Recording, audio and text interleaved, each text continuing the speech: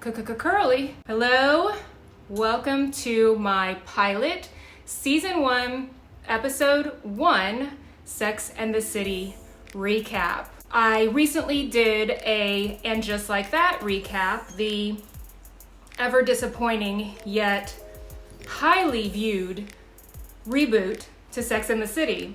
And some of you watched it. So with a few requests for new material, I kind of racked my brain and then decided to stick with what works. So here I am reviewing and reminiscing about the very beginning with you.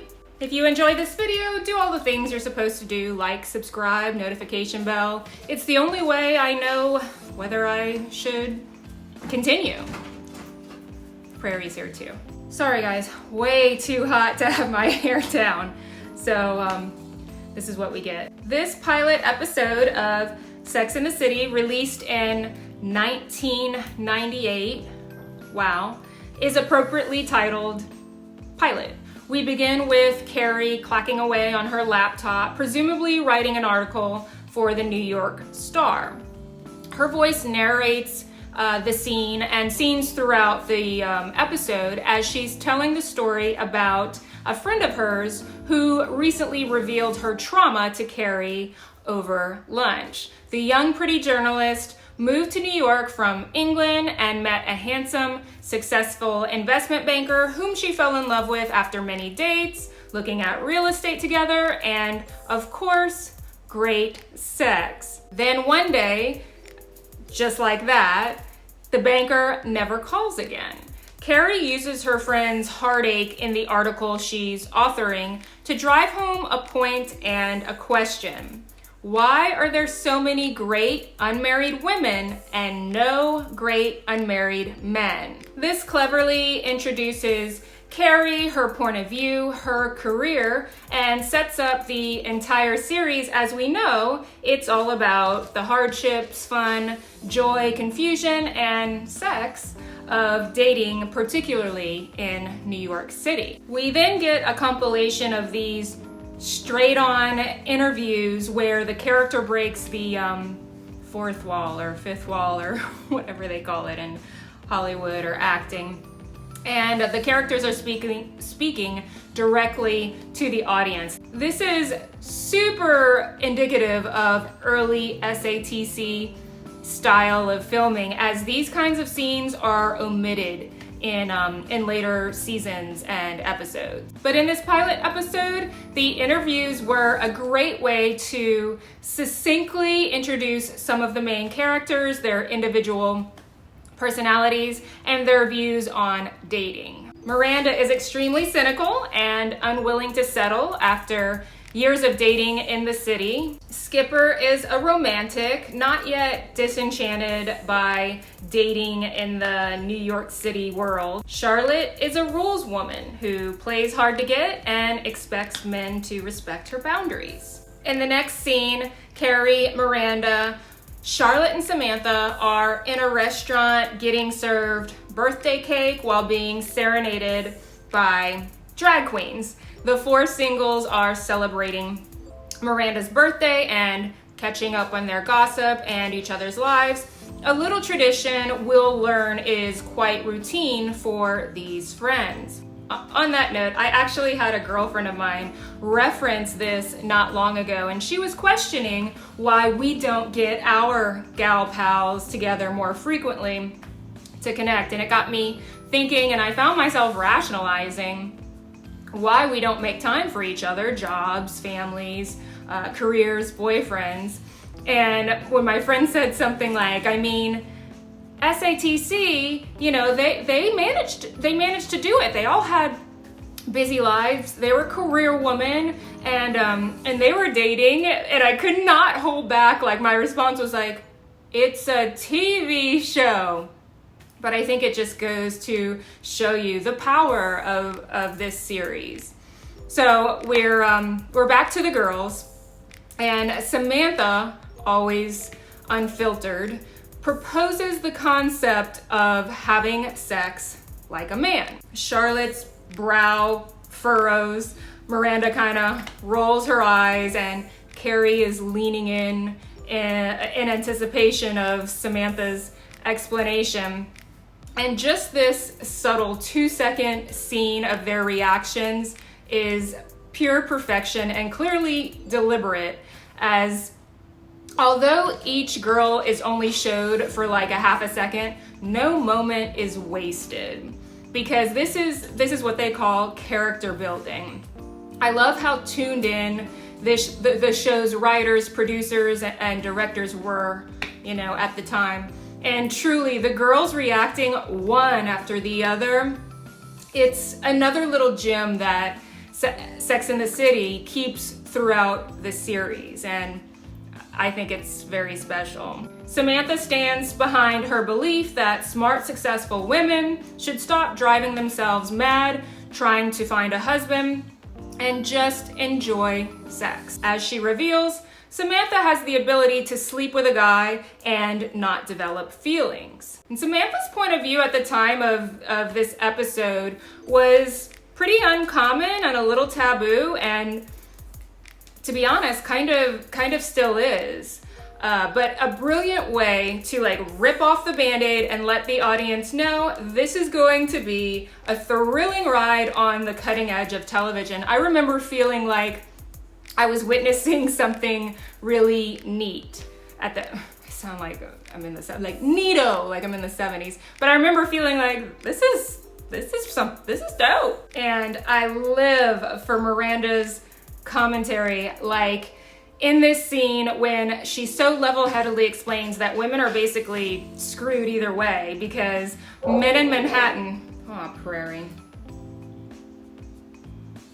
because men in Manhattan don't want to be in a relationship, but the moment you only want them for sex, they don't like that either. Of course, we're getting classic, cynical, smart SATC Miranda, but I love it. None of this, why don't you like me? And just like that, Miranda. Take her back. Charlotte thinks Sam and Miranda are both nuts. She believes in true love and has zero plans in finding it by dating like a man or effing without feeling. Regardless, the debate gives Carrie writing material for her article, Sex and the City. In this first episode, we're also introduced to one of Carrie's closest friends outside of the girl group, Stanford Blatch, God rest his soul. Stanford is as gay as Pink Suede and has just as many opinions as any of the girls. And while they're dining together, Carrie spots an ex-boyfriend from across the bar who she remembers quite fondly in bed, and decides to perform a little experiment in the name of research. She confidently struts up to Kurt. She confidently struts up to Kurt and boldly invites him to bed. After all, she no longer has feelings for Kurt, and Samantha's theory is looking pretty sexy right now.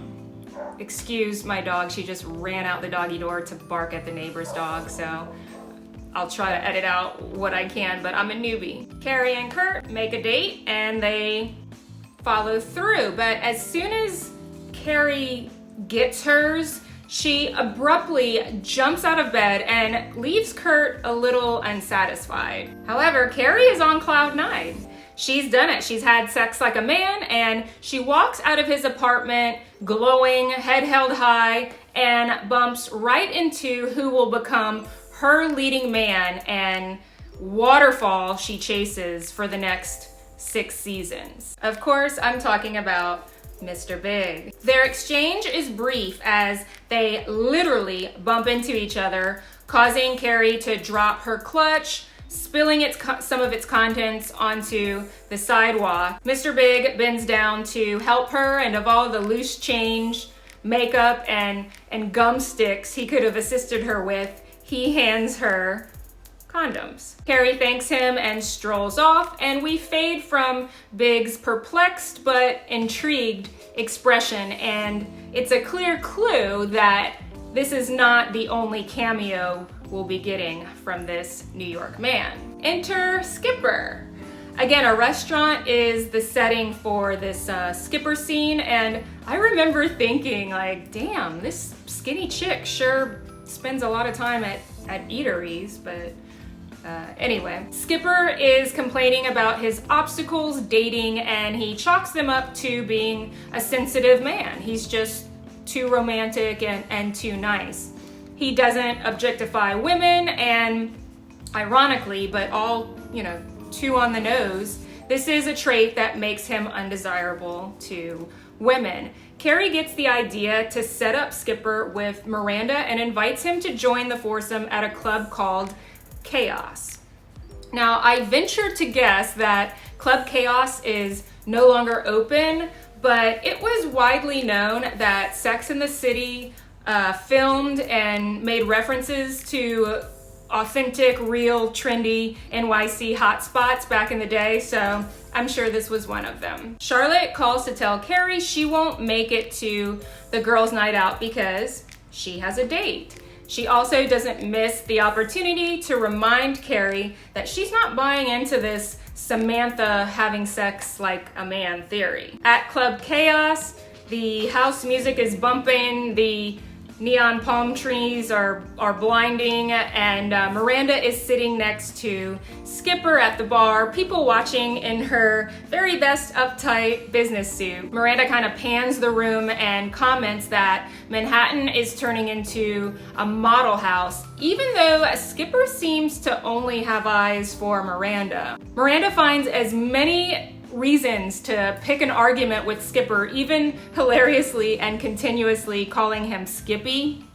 But she begins to settle down a bit when she realizes Skipper's interest in her seems to be genuine, and even her abrasive attempts to attack every word that comes out of his mouth are not scaring him off. Samantha and Carrie are chatting, and Samantha points out Mr. Big, apparently also enjoying the house music and cocktails at Chaos. Word on the street, she tells Carrie, is he's the next Donald Trump, and he is known to only date models. Carrie feigns ignorance and running into Mr. Big earlier, so Samantha walks off to land Mr. Big. Like, she tells Carrie, hey, if you're not gonna go after him, I'm gonna give this a shot. Elsewhere in Manhattan, Charlotte accepts her date's invitation for a nightcap, and she's riding a high as she's leaving his apartment, not having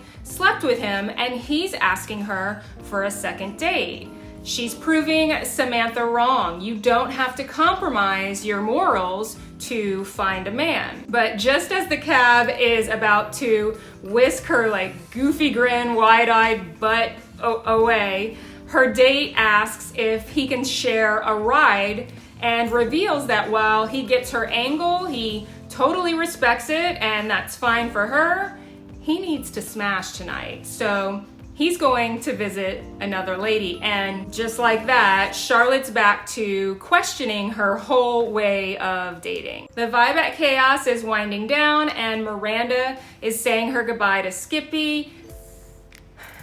Skipper. That was a total accident. I wanted to remember to say Skippy in the previous line because she's so funny with it. She's saying her goodbyes to Skipper. She's got no expectations, plus he's just too nice. All of this, I believe, has to do with Miranda's confidence as a front, because Miranda doesn't fall into her sexiness and her real confidence into seasons much later. And it's kind of funny because these gals are, this foursome in their mid 30s, I believe. They think they've seen everything. They've dated the worst. They have it all figured out, but we learn they have so much more to go through before they are these fully formed, beings with their own real opinions and personalities. Just a little something to think about, and a little gift I think SATC creators gave single women everywhere. Then, just as Miranda is about to leave, Skipper, probably drenched in street water as the cab revs off, Skipper pounces on Miranda and plants a teenage dream kiss right on her. And she kind of does one of these like, it's super cute. Next, we find out where Charlotte's date's cab ride took him to Samantha's house.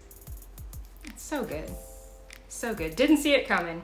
They're in a state of play and passion when the guy tells Samantha he won't be spending the night. He's there for one thing and he's got work in the morning. Samantha casually agrees, but her expression lets us know she doesn't exactly feel all right about it. So the initial scene and the conversation about having sex without feeling or having sex like a man between the four girls, it's a recurring theme in this episode, delivered beautifully and tastefully.